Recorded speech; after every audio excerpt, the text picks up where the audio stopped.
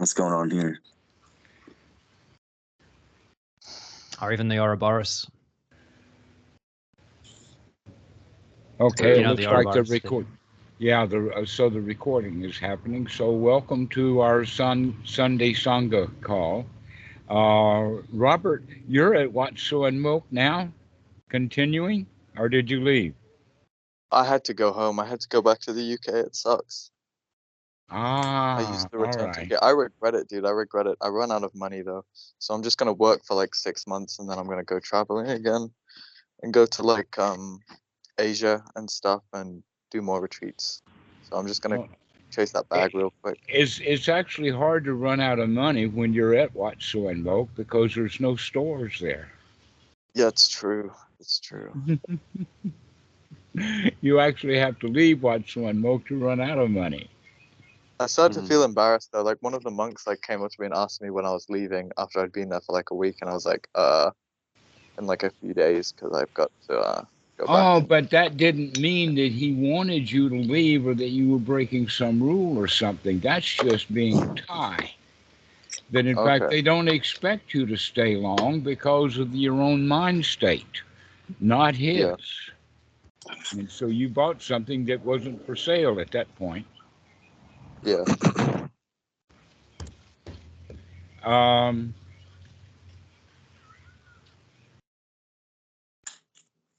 If they wanted you to leave, they would do it in a group.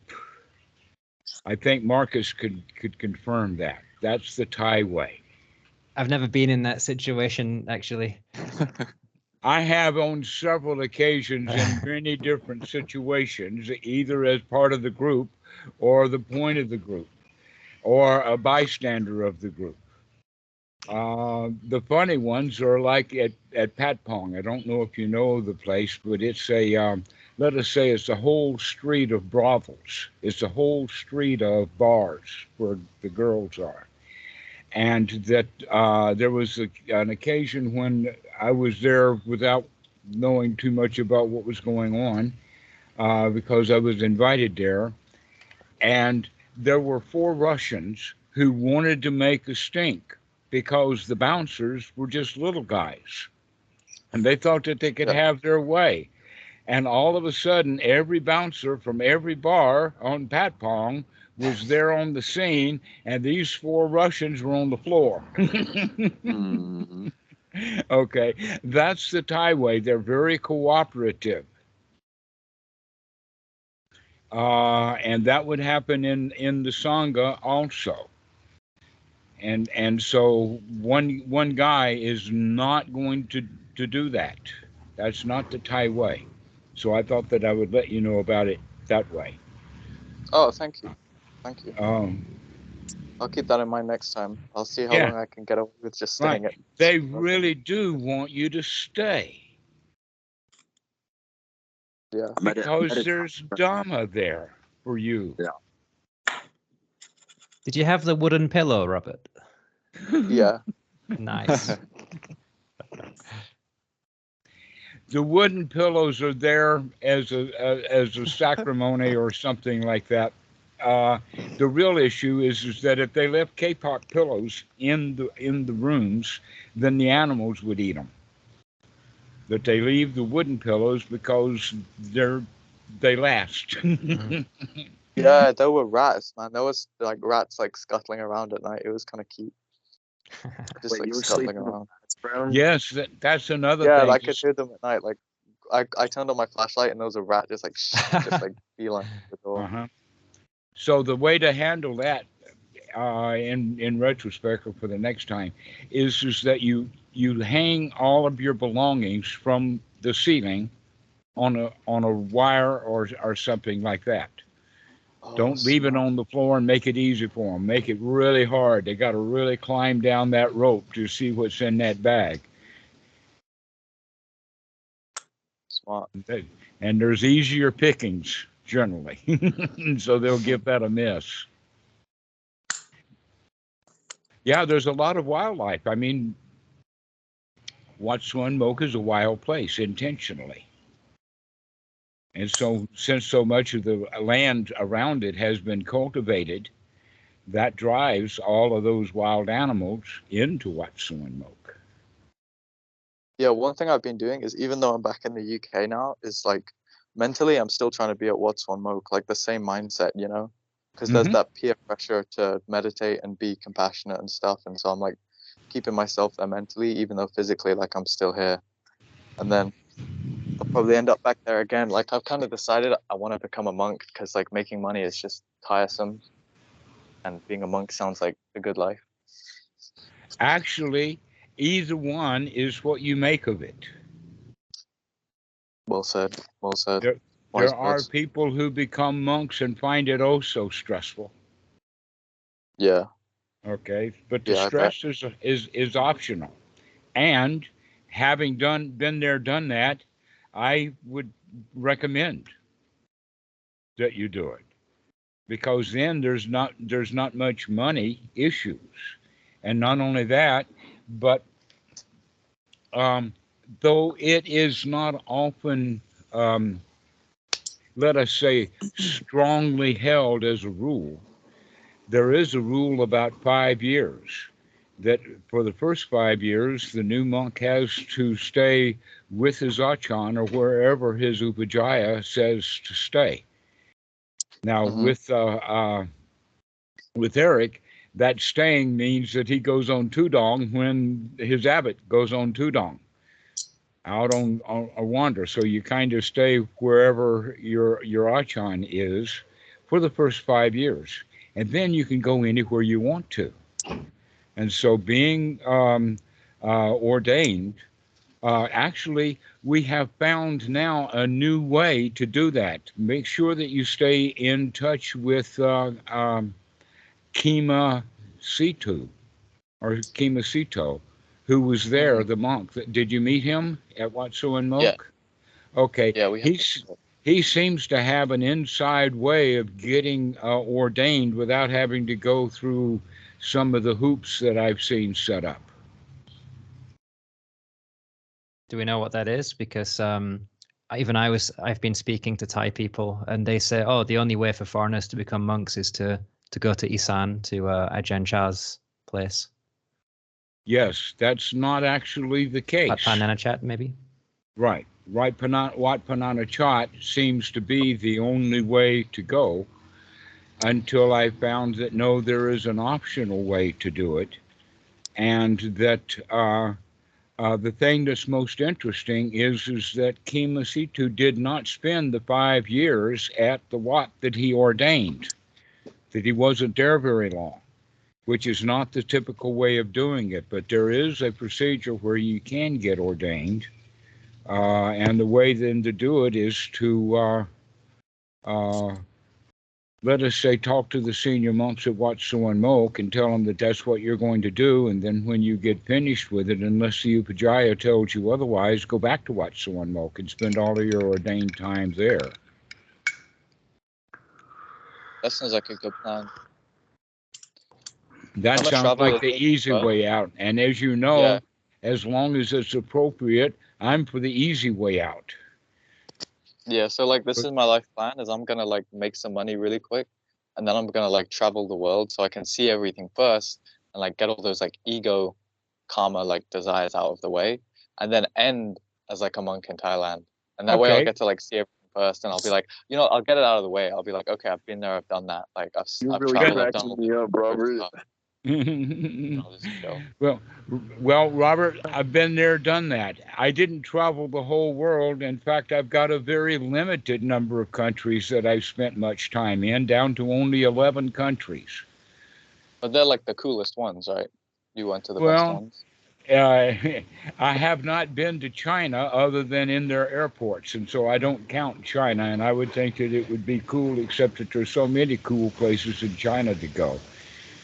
Yeah, yeah. See, that's what I mean. Like, I want to like see all the stuff in Asia. Like, go to different temples. You know, just like have a whole hoot and a holler. You know something? The likelihood is that you're going to wind up at one that you really like and stay for a while. Yeah, yeah, exactly. Just like I was saying to like some friends in a different call, I was like, you know what? Like, I'll have like a job or qualification, so like I might just end up as like a fisherman in Taiwan for like 2 years, or maybe I'll die there. You know. Like maybe I'll just make like blankets and sell them in Morocco or something. Like who knows like where life can take you when you're like just like being like a free spirit, just like traveling around and shit. Selling blankets in Morocco sounds pretty Yeah. far-fetched. Yeah, but you know what I'm trying to say, like just like who knows like what's gonna be like what happens. Well, there's a whole lot too, been there, done that. And there's also the possibility that you can do all of that traveling much easier as a monk. That monks do a lot of traveling. And there are Watts in Mexico, and there are Watts in Brazil, and there are Watts in Colombia, and there are Watts in Africa, a lot of Watts in Africa. That in fact, a travelogue of all the Watts that you could go to and hang out as a monk. That'd be a really interesting lifestyle. You can't like make money as a monk though, so like I'd need Well, to like it save. depends upon where you are and under what circumstances. That in fact, Wow. in the United States, any ceremonies that you do, they will often give the monks an envelope that has as much as $100 in it. That while I was a monk in North Carolina, I wound up having to put a bank account because I had thousands of dollars I didn't have any need for. Yeah. That's cool. It's good to have money you don't need. Yes, that's it's good to have money you don't need. Yeah, 100%. For sure, yeah. I highly recommend it. Have some money you don't need.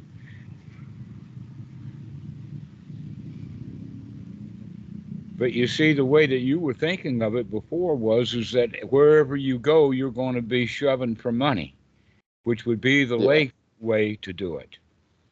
Yes, yeah.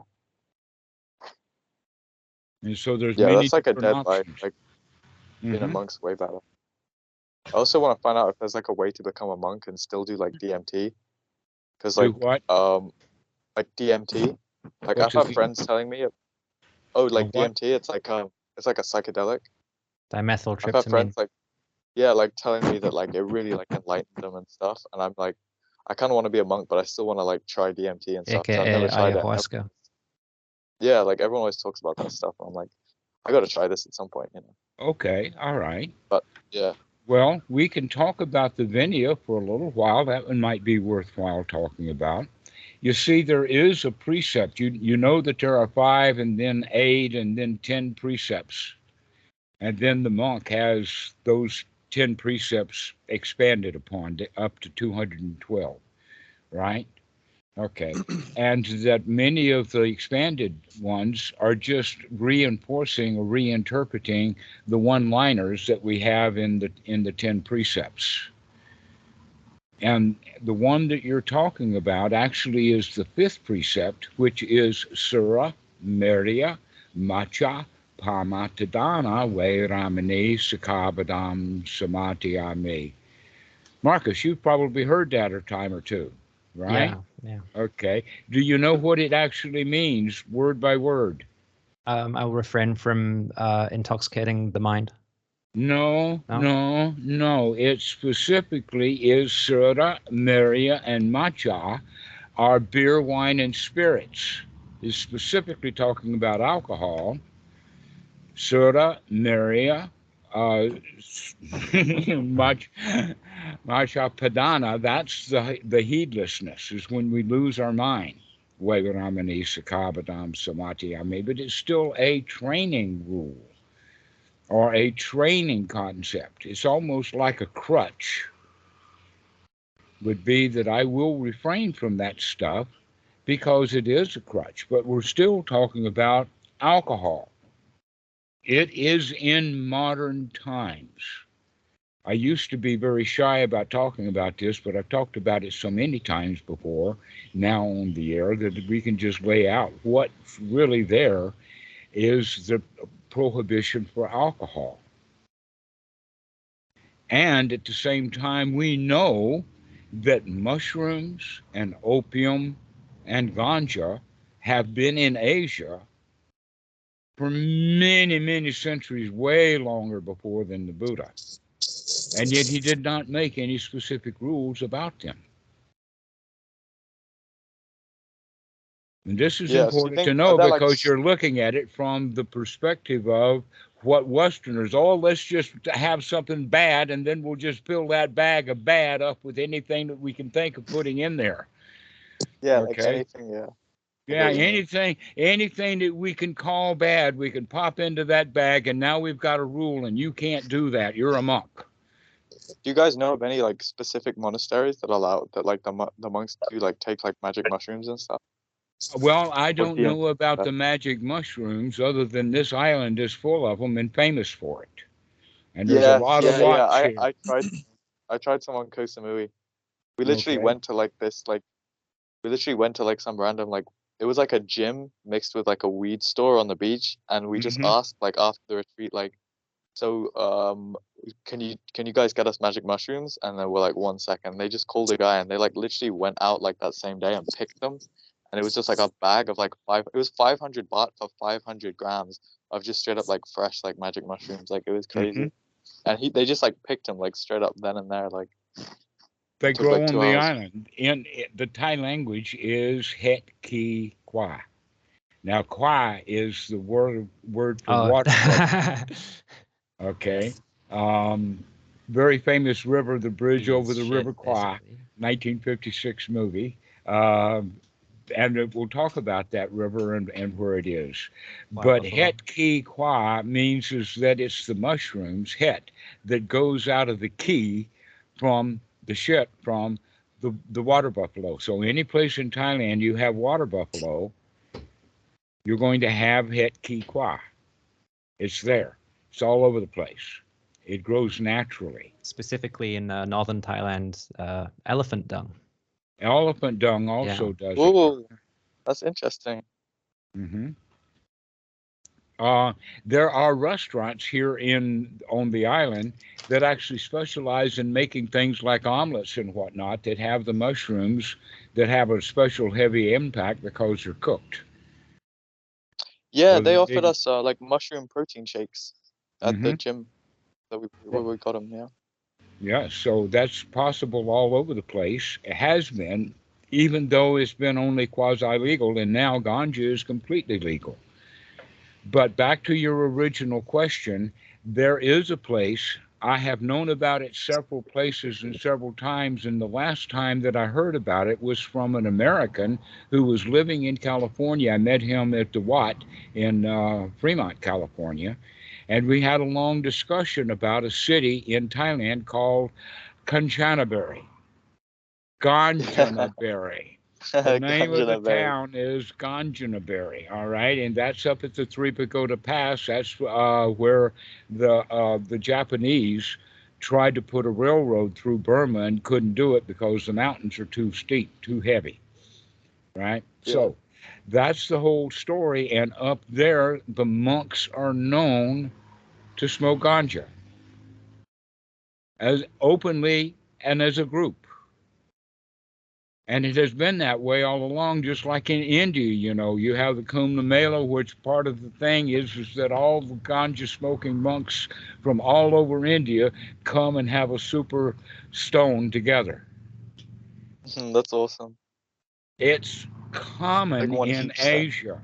It's illegal because of the U.S. government's war on drugs and their influence on the Asian countries. But now Thailand has completely eliminated all laws against ganja, and it's I know, open. it's awesome. I Is like the open. Thai weed as well, man. The weed in the UK is too strong. The Thai weed's just chill. It's just mellow, Okay, and it's super so cheap as well. let's get back to the Vinaya. In the Vinaya, there is a section on alcohol, and it does look like a 25-year-old, 2,500-year-old bartender's guide. And they've got a number of products in there, including a coconut toddy, where the guy climbs the coconut tree, pokes a hole in it with a slender knife, throws a reed in it, and then pours cow's urine through the reed because it's got a yeast infection, very common. And then you go and pick that coconut 2 weeks later, and it'll knock your socks off. They also That's have crazy. fermented rice and other dishes like that. Very, very common from the old days, and these I are gotta look all that up. That coconut thing. That sounds crazy. okay. Now, the next part of it is that in the patty milk, in the vinea, getting drunk is a minor rule. It's a minor thing. It's not a big deal. Even getting drunk, which is prohibited as a precept for the lay people, it's not a big deal. But the monks have a hard time getting a hold of it. Sometimes they do. It's part of the culture that Western or the lay people don't serve monks alcohol, and they abstain from it in public. And so, how they're going to get a hold of it in private, I don't know. But it's generally prohibited. Brother. However, in And the also domestic violence. there's also in the medical part of the vinea, on allowances for medicines, there is the allowance for a smoking pipe, specifically a smoking pipe. Now, Tenissero, in his first translation, translated as a tube, and I don't know whether he was being intentionally obscure or what, because a chilamus is also a straight uh, pipe. Yeah. So the Buddha allowed for a smoking pipe. He also allowed for a bag. The only restriction is that the smoking pipe cannot be made out of precious things. The question is whether ivory is allowed. But you wouldn't want to put a smoking pipe out of gold or silver anyway. That makes no sense. Stone or wood or bone are allowed. Yeah. Now, here's the question. What are the monks from all of those centuries, what are they smoking? Are they smoking tobacco? No, because tobacco comes from the New World. The tobacco is an American kind of product. Yeah, what they had in ganja was dried mushrooms and opioids, not heroin, not the processed stuff, but the natural stuff that comes off of a poppy. This has been commonly used in Asia, and is commonly used in ceremonies. It's commonly used in the spiritual life. Cool. So there's probably some monks out there who do like DMT and stuff, because like I've heard a lot of people say that like it made them like super like change their life and stuff, and like made them like realize crazy like deep realizations about like spirituality. Yeah, I and, like, invite you to have those deep realizations without the drugs. You can just have those deep realizations sitting on a log at Watsu Moke.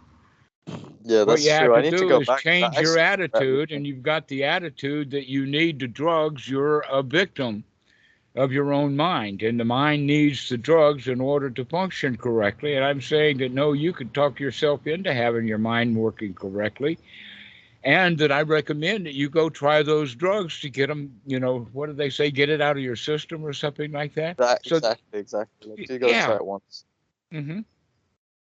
Yeah, there's that's pretty much what I'm on, is like I just want to like try this stuff, like see for myself if it like gives you instant enlightenment.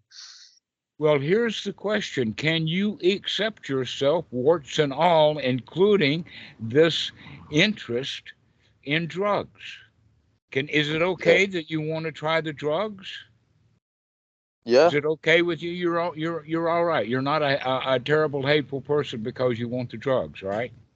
Nah. Like it's not even that deep. Like I just want to do it for the enlightenment purposes. Like I'm not like actually trying to like get high every day or something. I just want to do it so I can get the gains, like spiritual gains. Well, let me explain it the other way. Can you have that enlightenment over the fact that you don't need those drugs? That you can get your mind cleaned out all by yourself, with or without the drugs. And in fact, you'll find that the drugs are not only optional, but not all of that beneficial. I hope because so. I you hope that's can't be taking the drugs all the time. Anapanasati, you can take that every time you remember it. That's one of the best things about the breath, is that you take that way, or take it around with you.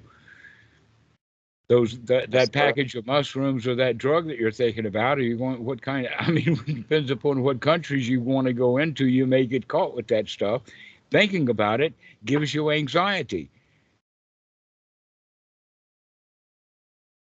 And so if there is no anxiety because there's no drugs, and all you've got left is the residue over how marvelous those drugs were that I didn't take.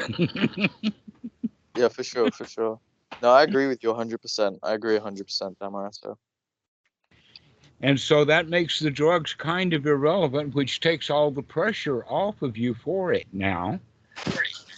And when and if there is an occasion when the drugs are available, you can take that option then, but you don't have to go lusting for them now and think, oh, I can't be a monk because I want this, that, and the other thing. Yeah, yeah. Yeah, and But I think my end goal is to become like a monk, and just like, because like it's either that or like I have to like go like 9 to 5 forever or get a degree or something, and all of that sounds like a lot of work. yeah, Like, so, life on easy. well, that's the system that we're raised in, the system that we would say punishment model, that you've got to be, you want that stuff, you want to try it, and now after you do it, whether you get any benefit out of it or not, you still got to punish yourself for having done it. Yes, sir. We do that on a regular occasion. We set up rules, we break those rules, and then we feel bad because we broke our own rules. Yeah. And so the thing to do is to be careful about the rules that you're making for yourself. If you don't break any rules, then you feel really good. If you don't have any rules, then you don't break any rules. Marcus, I think we've had this conversation before, haven't we? Yeah, for sure. And I did experience or delve into and investigate a lot of marijuana last year Did when you it do was DMT? legalized in Thailand. You done? But I got offered it once. I turned it down. That's I sick.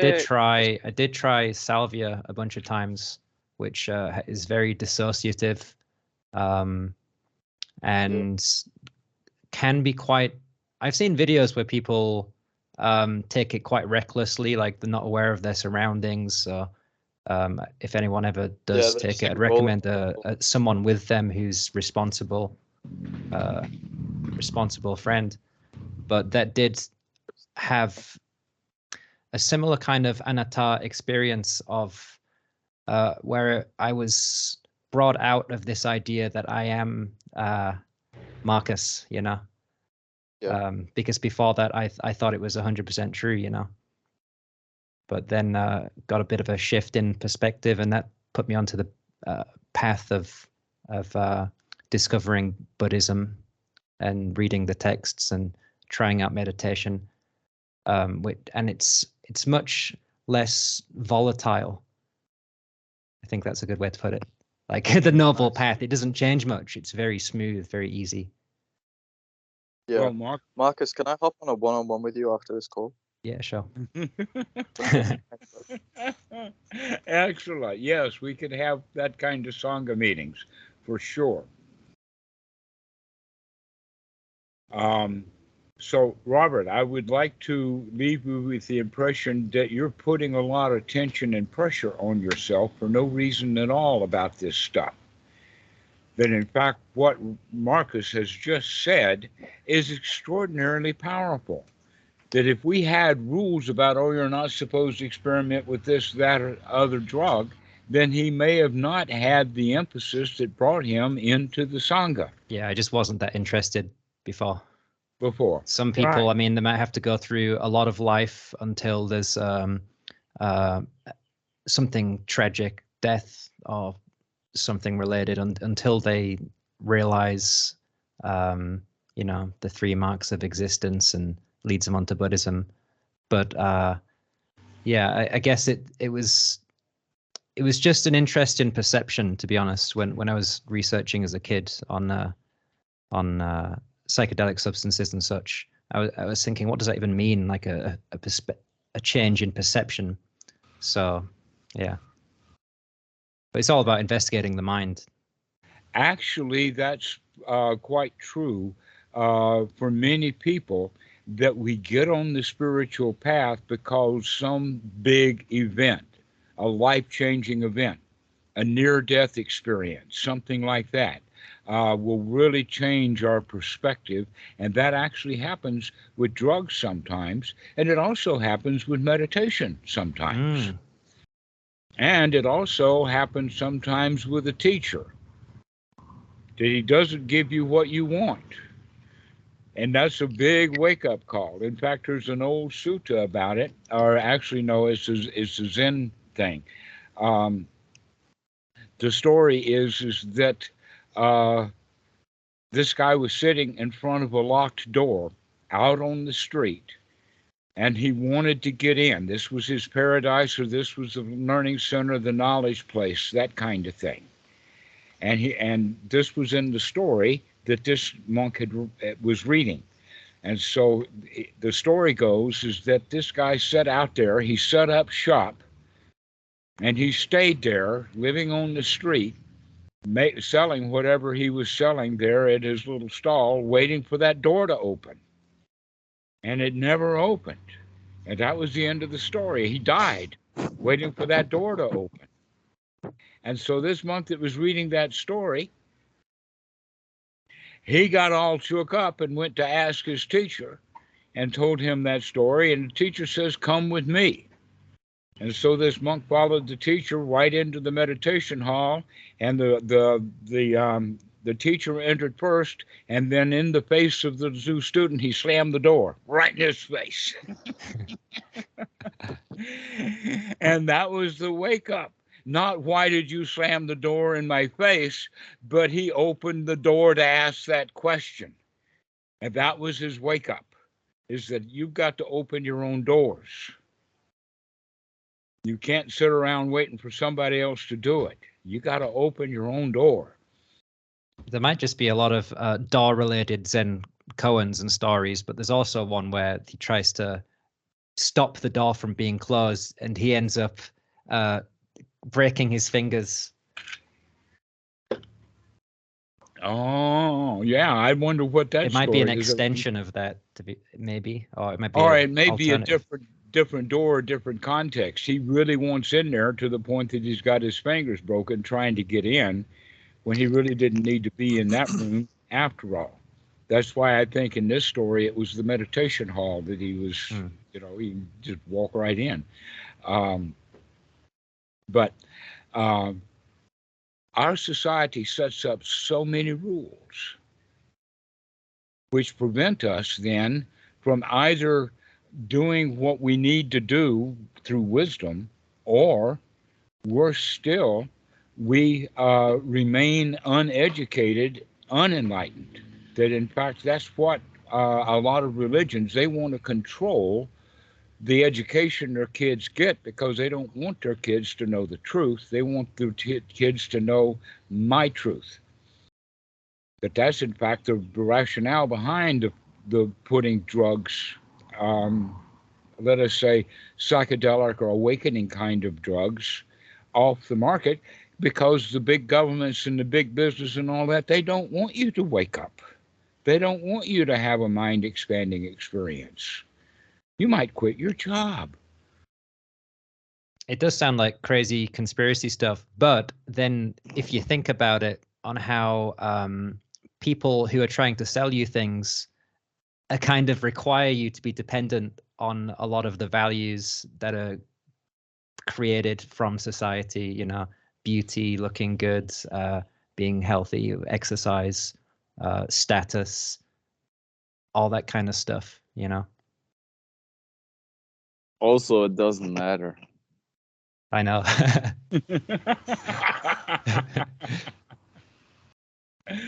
That's exactly right. Mind over matter. If you don't mind, it don't matter. And so we have to recognize that much of what really matters to us, is a whole lot of rules that we learned a long time ago that really don't fit the present moment correctly. And in the case of where Robert was going, he was making up rules and then applying them to a situation where they didn't even apply. And then he's saying, "Oh, poor me, I can't do what I want to do because I want to do two things. I want to get high on drugs, and I want to get high on the robes. And I'm I don't saying want to that, get high on them. I just want to do it for the enlightenment purposes, because like a ton of people said like they got enlightened from it. So like Robert, I'm trying to like you're imagine just like enlightened like quickly. you're Like you know what I'm already saying? Like I'm not enlightened, gonna try and Robert. argue for drugs that I ain't even done. Like I've never tried it, so I don't know. But you know what You're I'm saying? Like already. Yes, I do, yeah. But Robert. I'm talking about You're like the not, crazy not, stuff, not. bro. Yeah. That doesn't believe me. You've got to really understand that you're already good enough. You're Yeah, just already like I want to enlightened. experience like I want to look You're at you, Dhammarato, and see like myself looking back in like you know what I'm saying? Like I'm trying to have like some crazy magical experiences. Can I maybe inspire you to something, Robert? Yeah. If this is of so much interest for you, just if you're in Taiwan, visit Frank Yang. He has a lot to say about that, and also that he wouldn't do it anymore with the 5-MeO DMT with the toad experience, because Okay, well, have he you ever tried it? understood. Try it first, then come tell me like it doesn't work. You know what I'm saying? Like at least he actually tried it and made up his opinion. There's loads of people who tried it and they say they like swear by it, bro. They say it actually works. So you know what I mean? Like Frank Yang, Maybe that's you can talk to him someday. I think he definitely has a video on it. I remember because there was some guy who claimed that 5-MeO was it Veda? There was some guy who claimed that could allow you to become enlightened without meditation or whatever. And I think he Yeah, actually made a yeah, video. He made having a the video door on it. slammed in your face will enlighten you Yeah, too. he made a video on it, saying showing his perspective on that. So yeah, that'd be good to share with you too. cool, So cool. I can also put a few cents in here. Again, no experience with 5-MeO, but what I've read about it, it can dump you into very hard to process territory. So it seems to be Yeah, I like know, man. I've read everything too. Like I've heard all this stuff. Like, very all right, I'm a dip, reliably guys. You guys puts you enjoy your like conversation. into ego death territory, like not like mushrooms or the normal DMT or anything like that. It's like I guess just rips you out of your usual mode of existence, and a lot of people have a very hard time integrating that. So basically, you know, Dhammarato is teaching us how to do some stuff without going through a dark night, and this basically dumps some people straight into that. So 5-MeO, at least from the what it says on the internet, is no joke. So you could go into like very unstable DPDR territory, so depersonalization, derealization. Yasin, yes, you're exactly correct. And you're following along with what Marcus has just said. And also, Robert Cohen, you know, who lives in Colombia, has now, he was doing ayahuasca ceremonies in America. Now he's in the home of ayahuasca living in Colombia, Bogota. So you might want to contact him about this particular issue. And that is that any of these drugs, even alcohol, but all of the drugs actually kind of rip a scab off. And whatever is underneath, that's what comes out. And so it's a very good idea to be in a ceremony with a teacher or a guide who knows what he's doing so that you trust him. Because if you take the drugs alone and you have no backup and no support, then you're likely to freak out. This is what happens with people is that they do these drugs unsupervised by people who have been there and done that. And so this And is also, if you take ayahuasca, there's a lot of throwing up and shitting going on. So you need some people who are taking care Yeah, of you. man. Yeah, for sure, for sure.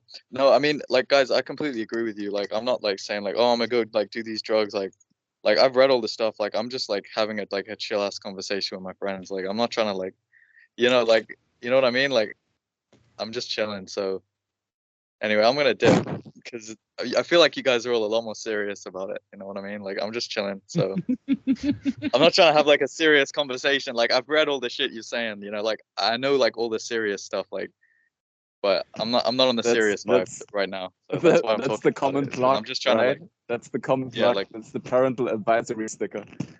yeah, I that's am- what I mean. yeah. Like, yeah. I am so serious about this. All right, peace out, boys. What I would say is Yeah. like, if you're gonna, oh, he left. Well, if he was gonna go about that, he should maybe dip his toes a bit. So like, you know, eat a few shrooms, put on a Dhammarato talk, and just chill for a few hours. But like, Did Robert go? I just saw. Yes. Yes. Uh-huh. I just saw Dhammarato being accused of being too serious. Now I've seen everything. Oh well, he'll be okay. Yeah. No problem. I don't think that he recognized that we would give him permission to go do. I mean, he called us serious. I haven't seen a serious moment since we started this conversation. What a clown show. Well, we have to wind up recognizing that most of the rules that we have were given to us without permission through ignorance when we were children. And that every rule that you have needs to be reinvestigated as to whether it's worth having or not. And when we do that is when that rule comes up and wants to apply itself to the situation. We'll say, hey, is that the way that we have to do it because there's some rule? Who's got the rule? Is this my rule, or is this a society's rule, or what's going on with it? That we really do need to experiment with life, to play with it like it's a toy. And there is so much forbidden fruit. And the answer to that is that we're those ones who make it forbidden for ourselves. And it's better to go explore, find out what's there, and make good choices.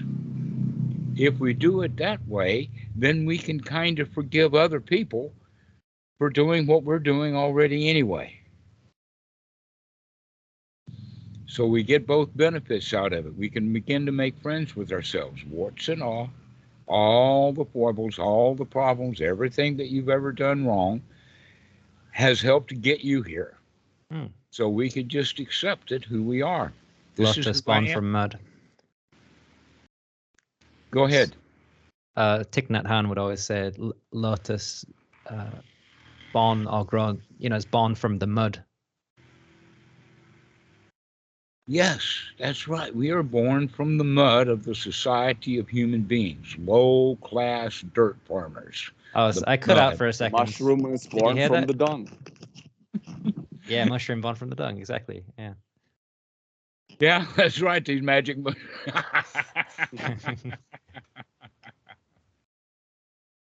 No mud, no lotus is what Thich Nhat Hanh would say.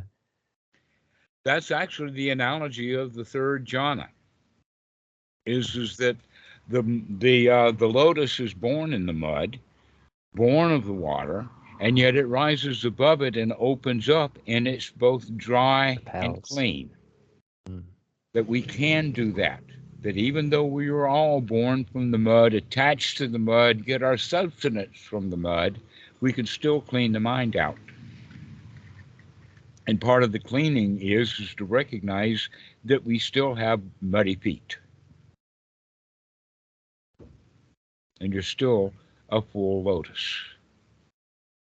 So we accept our dirt, we accept our roots, and love ourselves for what we are. Beautiful lotus already, with dirty feet.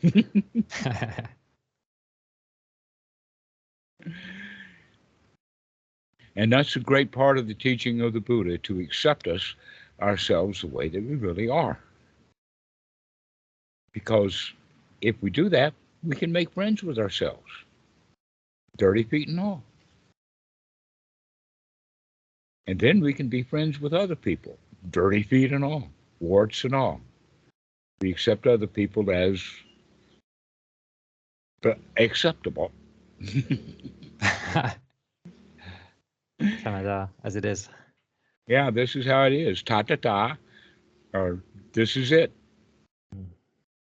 Warts and all.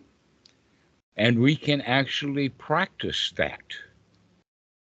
To sit with nothing else to do except to watch the mud come up. And we throw it out and come back to the present moment. Enjoy being the clean lotus. And then we look at those dirty feet again and we get the idea, oh no. Then we recognize, wake up, folks. We're a beautiful lotus. We don't have to wallow in the mud.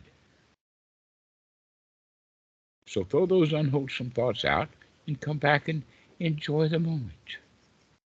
Now that's awakening. And we keep doing that over and over again, and pretty soon we get the idea that you can do this. You can be the lotus. With muddy feet and all, you're good enough. I have a question around this, actually. Yes, Drew, go for it. It's a bit of a technical-ish meditation question, but it is related. One definition of mindfulness that I saw, which I quite liked, which was being aware of the mind, of how the mind's attention moves from one object to another. Vimala Ramsey. Yes, exactly. And I find that if I'm going into a sitting with that sort of intention, right, maybe to use the analogy, sometimes the mind's on the lotus, but sometimes it's on the mud, and I'm actually aware, oh, it's this kind of mud rather than this kind of mud, and so on and so forth. And there's a part of my mind which is very easy to trace back. Oh, wait, how did I get onto this kind of mud? And I can rewind the tape, so to speak, to see, oh, actually, it was this thing. Let me be more careful of it next time.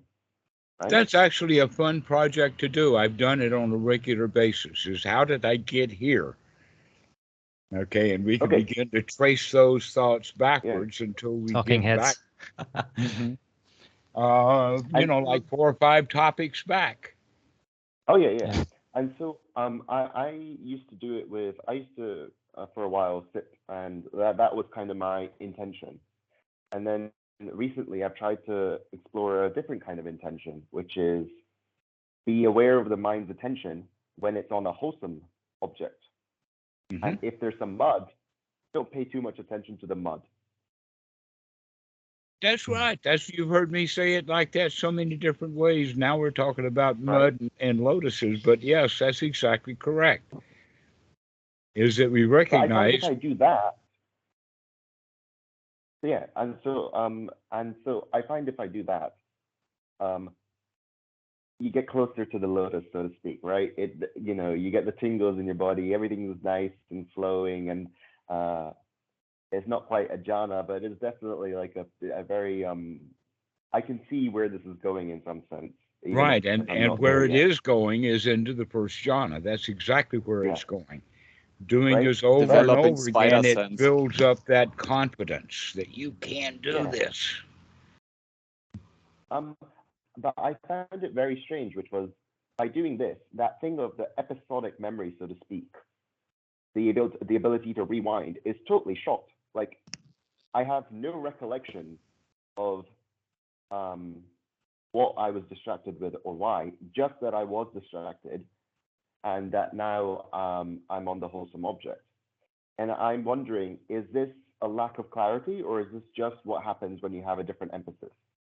Well, the first thing to do is to congratulate yourself that you did wake up, that it didn't keep going and going and going, that you can wake up well enough to rewind the darn thing. And then you congratulate yourself for that. It's very interesting. Okay, so you still want you still want that level of clarity.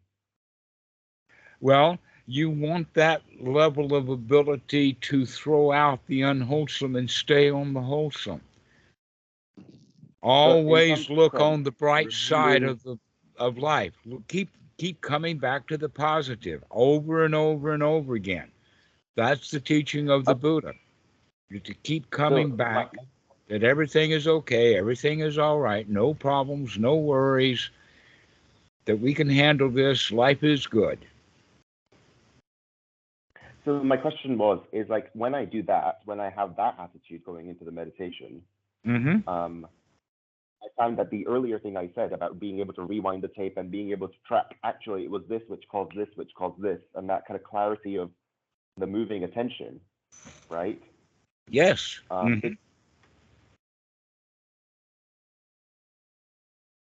It's more one or the other. And should I try and is that something to retain, or something that's not necessary something for this nice feeling towards the jhana collectedness practice? You were breaking up there a little bit. I did hear the word try. As in, what is the right level of clarity? I don't know if anyone else is able to understand or rephrase my question. That actually is a kind of a doubt that gives you lack of clarity. It's a kind of an irrelevant question in the sense of, can you enjoy the moment without judging? Hey, Robert. Welcome back, Robert.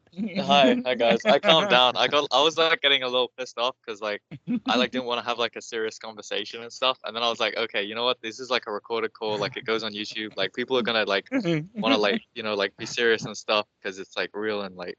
I was like, yeah, all right. I need to just like Well, chill. And then I welcome like took a back. chill pill and now I'm like happy again. Yeah, I'm chilling. You can always come Excellent. back. Yeah, you know? you can always, never mind, start again. Yeah. Yeah, that's it, man. Never mind. Start again. Here we are. We're back. Okay, Drew, back to you. What we were talking about there was that we can keep those positive thoughts.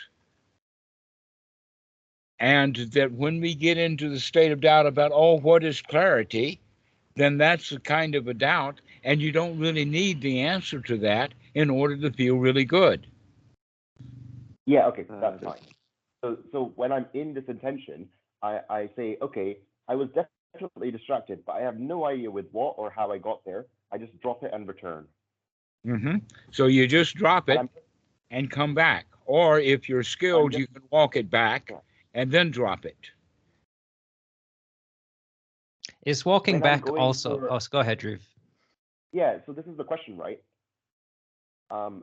When kind of my intention was the high mindfulness, the investigation sort of stuff, like really see what the muck is and get a grip on it and then throw that out. Whereas when I'm trying to feel good and collected, it seems like the walking back is less of a priority when I'm trying to do this feeling good, collected, aiming, having a gentle stroll towards first jhana. Is that correct? Is the walking back less of a priority when I'm going for that sort of feeling?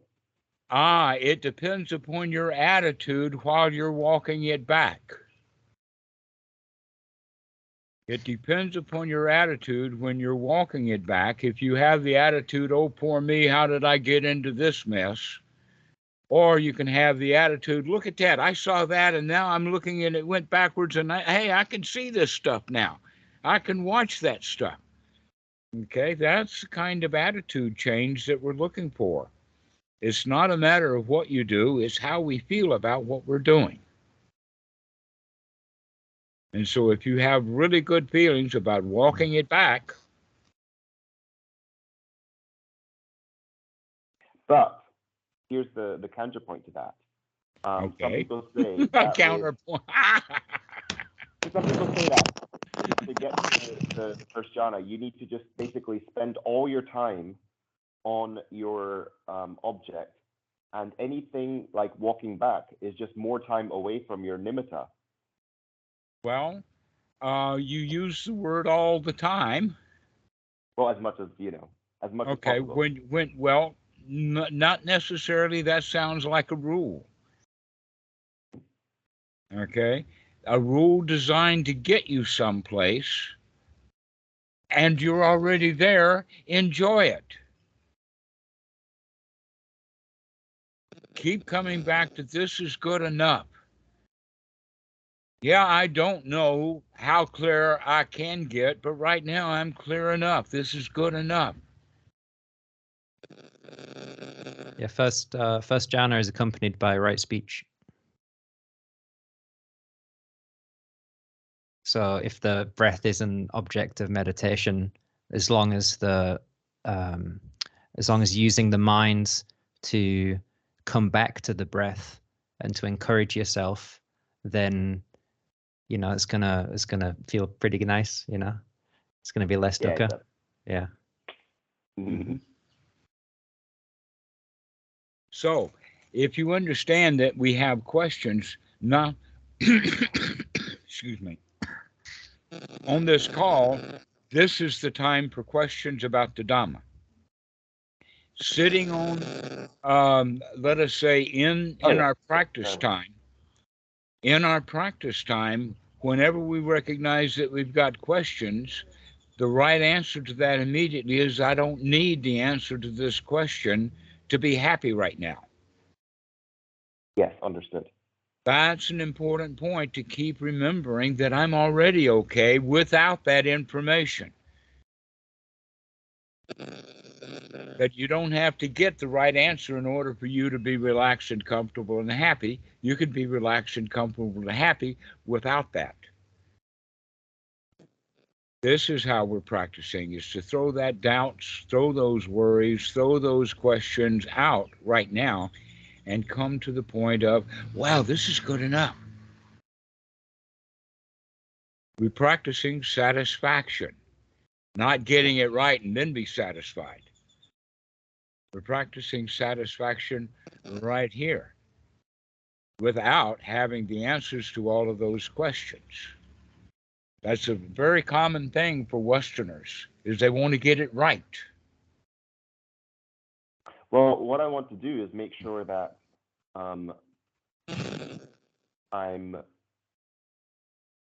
getting that balance of alertness and enjoyment, right? Because if you go too far, you're dull. And I wanted to make sure, is this a sign of dullness or not?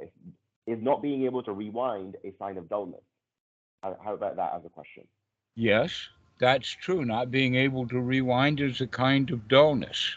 However, dullness is, let us say, a wide spectrum.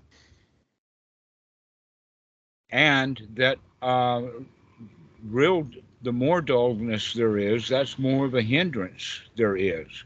And normally that kind of dullness also has unwholesome thoughts associated with it.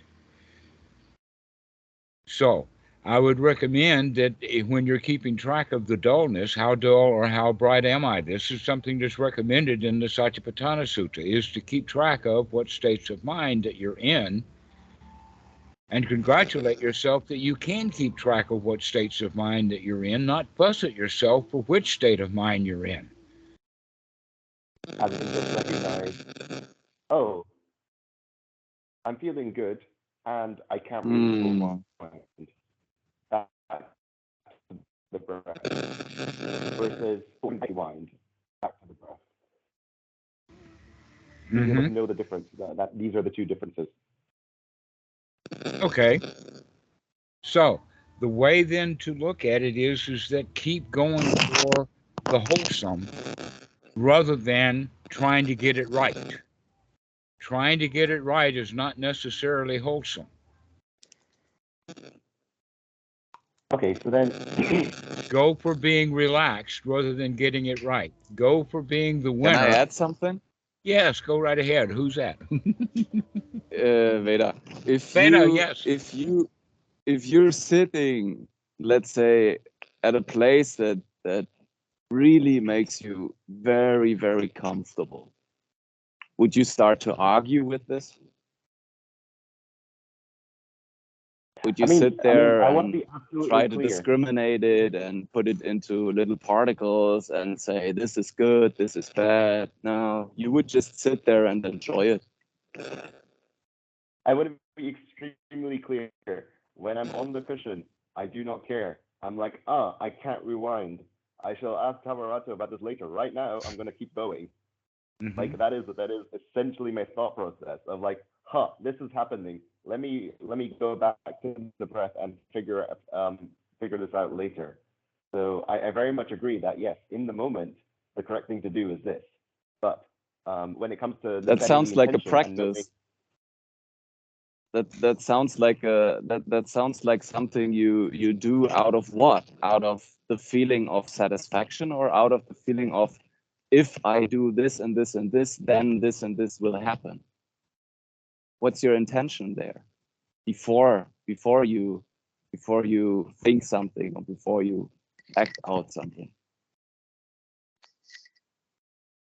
Are you talking about if you're right now, unsatisfied with the situation?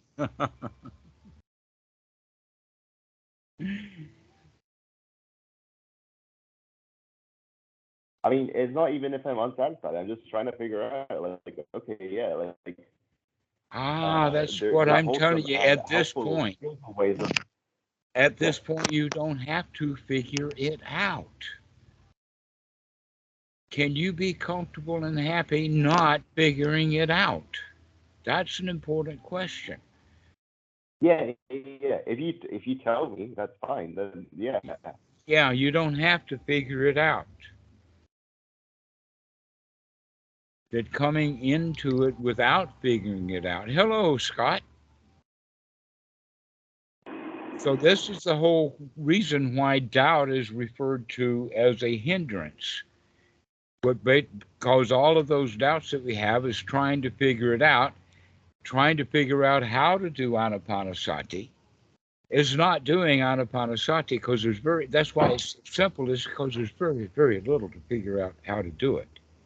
Now, rewinding thoughts is something that you will develop as a skill, but it's better to, let us say, not have to rewind the thoughts because you caught them early without them going down a rat hole, step after step after step, that you saw it and says, okay, enough of that.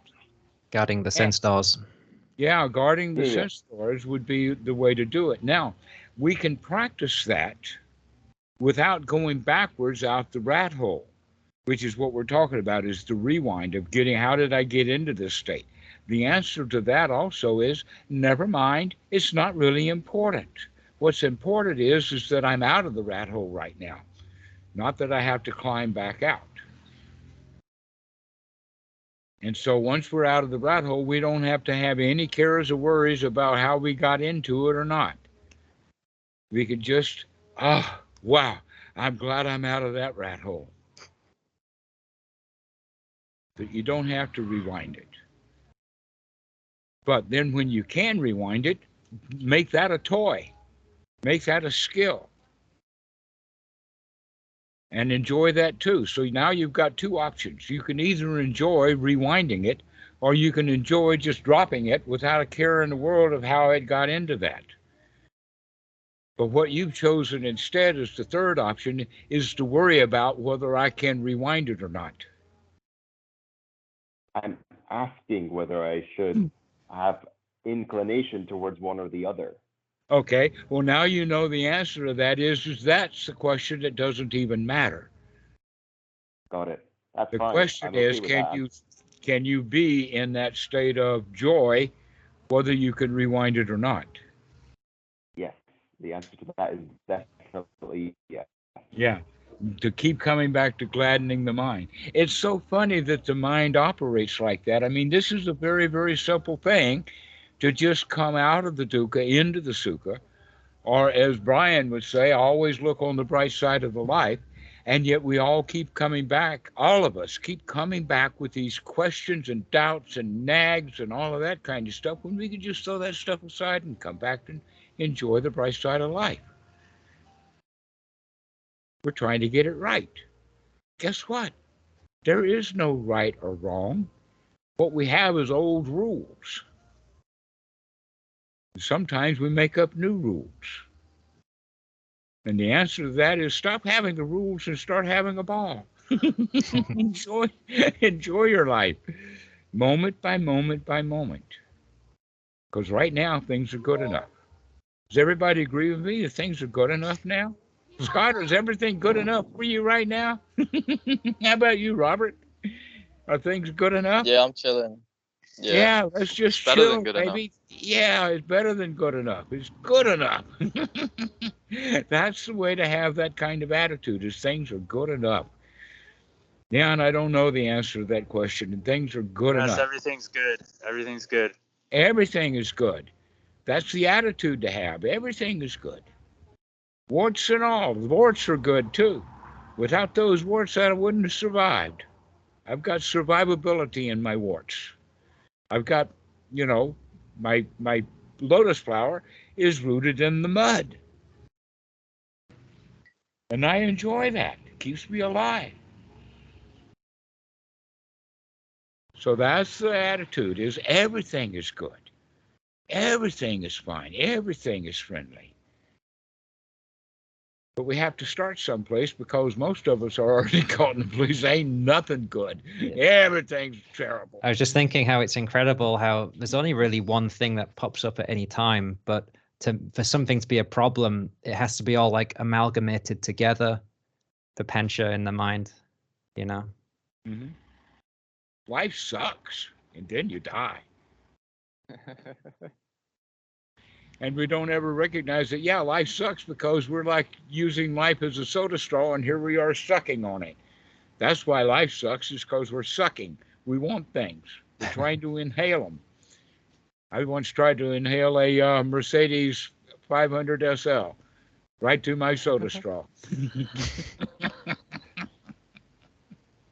And boy, did I suck on that Mercedes. So that's how we can look at it, is that life only sucks because we're sucking on stuff. And when you stop sucking, especially on those questions that we don't have the answer to, and here we are sucking on trying to get the answer to it, instead of recognizing, oh, man, I don't need that. I can enjoy my life without knowing the answer to those questions. Because everything is good enough. And if you have, like a snowball, that good enough, you've got a good enough snowball. This is a fine snowball, right? And you start rolling that snowball down the hill. And it's still just a fine snowball, but it's getting a little bigger. And pretty soon, you've got a fine snowball. It's just giant now. And maybe after that, an avalanche. But we have to be satisfied with the snowball right from the get-go. Its satisfaction I is want an avalanche. Give me an avalanche right now. Yeah, your snowball's not good enough because you want an avalanche. Exactly. But developing those skills, and the avalanche will come. I do want like a magical snowball though, with like special powers and cities and stuff. Like, you know what I'm saying? Right? And the answer to that is, you're already good enough. You've got all the magical powers you need already, Robert. The power to be happy. The power to be satisfied. Yay! There was an old We have the video power that I of saw. friendship. An old video interviewing I think he was like a European monk. I can't remember where it was, if it was in Thailand or not. Maybe it was Sri Lanka. But somebody was interviewing him, and they asked him, why did he become a monk? And he said, oh, because I was reading up all these magical powers and such, and I wanted those magical powers. So I became a monk. But then I discovered that the power of eliminating dukkha from the mind is actually far more powerful, you know, and far more rewarding. Beautiful. Yes, Thank you for sharing. Here's a point. Robert, think of a guy who really, really wants magical power. Let us say he's a meditation teacher, and he knows other meditation teachers, and they go to fire meditation ceremonies and whatnot to get those powers. Okay, Don't say names. Don't name names. and so the question would be, what happens if such a dude gets those magical powers? What happens if he gets those magical powers? What is he going to do with them? Is he going to do to help people? Is he going to do to harm people? Just show up on the internet. Does he show up? Yeah, does he show them off on the internet? Guess what would happen if they did that? He would be flooded with people who were wanting things from him. And so, yeah, that's true. Yeah, all right. Here's another point about it is that if he got those powers, would he feel any better? Feel more powerful? What do the magical powers on a do real, to like, somebody? probably would, like you would feel more powerful, yeah. Yeah, except for what? He's still going to be subject to old age, sickness, and death. And now he's got powers as people want, and so he's actually less safe and less well off with those magical spiritual powers. He's going to have competition. He's going to have people on the internet trash talking him big time, calling him a fraud. True. Wow, it's dangerous to have spiritual powers. We've talked about this before on another chat, I think, about power and why do you want power? Because of insecurity. Because of insecurity, bro. Precisely. I want it because it's sick. Like, okay, let's be real. Like, you can just like, there are people, bro, who can like focus their minds and like, it like makes them like have like their vision, like their vision, like visual field, like inverts in like crazy ways. Can I give you like, the example? Being and like, bro, like, okay, so when I was on retreat, okay, this guy gives me this pointing out instruction, and he's like, look at that tree. What color and shape is it? I'm like, okay, it's like a brown cylinder. And then he goes like, look at the leaf. What color and shape is it? I'm like, okay, it's kind of circular and it's green. And then he's like, okay, now point your finger at yourself. What color or shape are you? And because like my mind was so focused from the meditation, when I did that, I had no self. Myself like flipped inside out, bro. I was like, what the hell is that? He's like, that's the ground of being, bro. Bro, that shit was like Molly times infinity, bro. It was like an infinite Molly trip, and there are people who experience that like on cue, bro. Like that's what I'm trying to get. Like gliding the mind is sick, but come on, like these powers are their own reward. Like I didn't want that because I'm insecure. I want that because that shit felt amazing, bro. Let me, if you allow me, please give me. Let me tell you the example. Go ahead. Okay, so the example that we were talking about from a previous chat was that somebody would want a gun because they're insecure about other people taking their belongings or taking, their possessions. But having the gun in the house actually makes the family less safe in case of the misfire or in case the child plays with the gun. That's the example I was talking about insecurity. I get what you mean. Like, I get what you mean. No, I actually follow what you're trying to say. It's like, because I had Rick, but now I don't have it, I feel bad. I want it again. Like, that's true, but like, it is kind of dope. Like, you know what I mean? Like, oh, well, I understand what you're talking about now. Yes. Here's the problem with having special events is that they don't last, and we want them to last. Yeah, but some people can like train themselves to get it again and again and stuff. Okay, and like that's what I'm I trying to do. Like, recommend that you do that. This is what we're talking about but you got to start with a little joy and let it build. Right. That's true. That's true. You got a point. And you got to practice getting that joy juice going, and pretty soon you get good at it. And later than that, you begin to recognize that you are good at it. And that's when the snowball really starts to pick up speed, because you've got the confidence that you can handle anything and you're on your roll.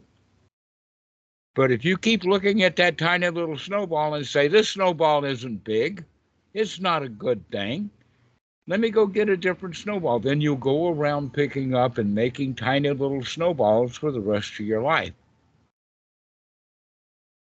So what we got to do is to keep packing this snowball and keep rolling it down the hill. Get that joy going. Be satisfied with this present moment, with or without the drugs. This is hard, I know, because we've gotten into the habit of wanting things. We want it right bloody now. In fact, that's the story about the Catholic who was praying, oh, Lord, give me patience Oh, Lord, give me patience. Oh, That's hilarious. Lord, give me patience right bloody now. Give me patience. Yo, that's actually a good point. Like, that's actually a really good point. I do get that like rushing energy sometimes, and I'm like, I just, like I want to speed it up. But it's true, like we gotta like just chill out and like, meditation isn't something we can like rush to. It's a it happens in the It's a, present it's moment. a, it's Gotta a chill. set of skills to be developed. Just like the master piano player, a Van Cliburn or a very famous one, Rachmaninoff, any of those guys, they had to start practicing chords and scales and simple music. And then they kept practicing and kept practicing until you become world class. And Robert, I expect you to be a world class human being by just I won't let you down. practicing. Huh? I won't let you down. I won't let you down, Dhammarato. In fact, I expect every one of you to be world class human beings. We're all gonna make it, bro. Yeah, we're going to do it. We can help each other. Go Sangha. This is what the noble is. A noble is a world class human being. And we can handle anything without getting uptight or frustrated because we got it. Heck We yeah. got that snowball. And you can get that snowball, Robert. Just keep practicing. You're good enough. Keep practicing. You're good enough. And pretty soon you'll feel good enough. Awesome, man. You will feel safe, I feel better secure, already. comfortable, I feel better already. satisfied. Yeah, you can do this. Just keep going with it. I know Veda's got it. Just keep going at it, Veda. You got it. I know Marcus has got it. Just keep going, Marcus. You got it.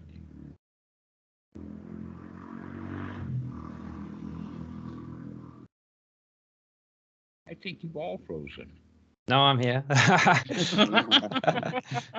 Okay. Everybody went into one of those trances of, yeah, I got it.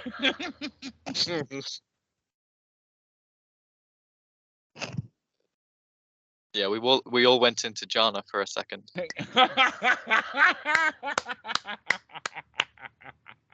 Well, I tell you what, Ben, this is a good time to leave. You guys just sit there in that first jhana, just keeping yourself. You've got it.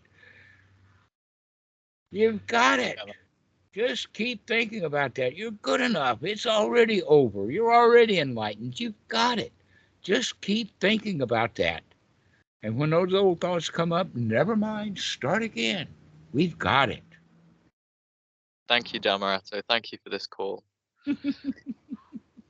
You have a way with words, makes me feel a lot happier and stuff. So appreciate it, man. Excellent. Anybody got any final remarks? Dean, you got something to say? You're back.